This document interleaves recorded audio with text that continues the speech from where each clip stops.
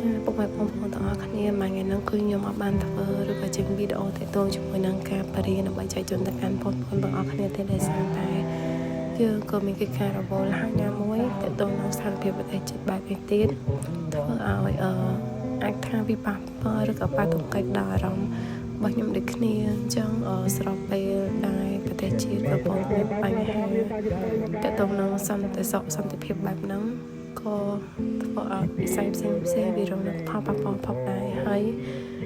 តាមរយៈវីដេអូមួយនេះខ្ញុំក៏សូមផ្សាយទៅកាន់បងប្អូនពុកម៉ែជនរួមជាតិទាំងអស់ជាពិសេសគឺអ្នកនៅក្នុងខេត្តសៀមរាបអ្នកទាំងអស់គ្នាក៏ជាបានដឹងហើយថានៅសូនពីដំណាក់របស់យើងគឺមានការហៅថាតាំងពីវត្តចុះទាក់ទងជាមួយនឹងសិល្បៈគំនូរដែលបង្ហាញអំពីការប៉ះពាល់ផលប៉ះពាល់វិបត្តិនៃសង្គ្រាមដែលផ្ទាំងគំនូរនេះគឺយើងមានការចូលរួមគូសដោយវិចិត្រករនៅក្នុងប្រទេសកម្ពុជាយើងច្រើនអាចមានទាំងជាតិនិងអន្តរជាតិចូលរួមហើយទាក់ទងអត្តន័យនៅក្នុងរូបភាពនេះគឺវាជ្រាលជ្រៅខ្លាំងមែនទែនហើយនៅពេលដែលរូបមានខ្ញុំបានទៅទស្សនារូបគំនូរដែលផ្ទាល់ហើយអ្នកទាំងអស់គ្នាពិតជាអត់អាចទប់អារម្មណ៍គប់ផ្សំនឹងចម្រៀងដែលបងប្អូនក្រុមសិល្បៈក៏បានប្រគំនៅពីក្រោយនឹងទៀតបទចម្រៀងអង្គទង់ជាតិខ្មែរហើយនឹងមានអ្នកទស្សនាច្រើនហើយក៏បានចូលរួមជួយច្រៀងទៀតធ្វើឲ្យអារម្មណ៍របស់យើងគឺ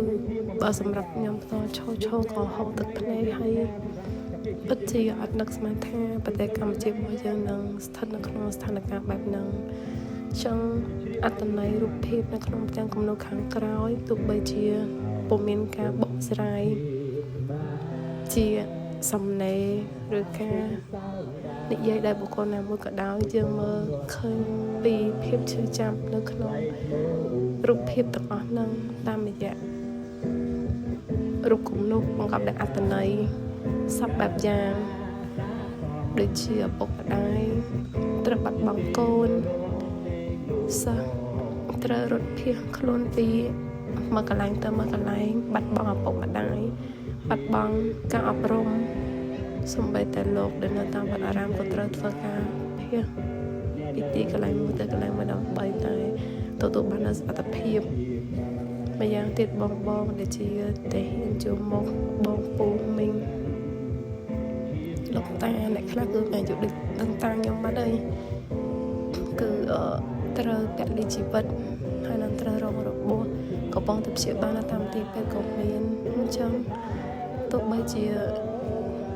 ខ្ញុំមិនទាន់មានសាច់ញាតិជាអ្នកដែលទទួលផលប៉ះពាល់ទាំងអស់ហ្នឹងមែនប៉ុន្តែ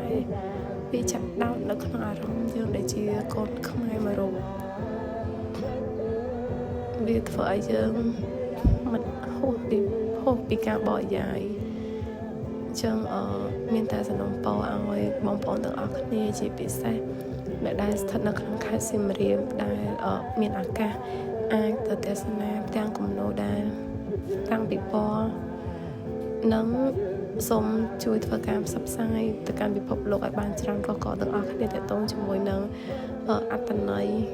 ក៏ដូចជាអត្តរូបនៅក្នុងផ្ទាំងគំនូរនៅតាមពិភពលោកបានដឹងថាប្រទេសកម្ពុជារបស់យើងគឺអត់ត្រូវការសង្គ្រាមទេគឺយើងត្រូវការសន្តិភាពហើយជាចុងក្រោយនេះក៏សូមអរគុណដល់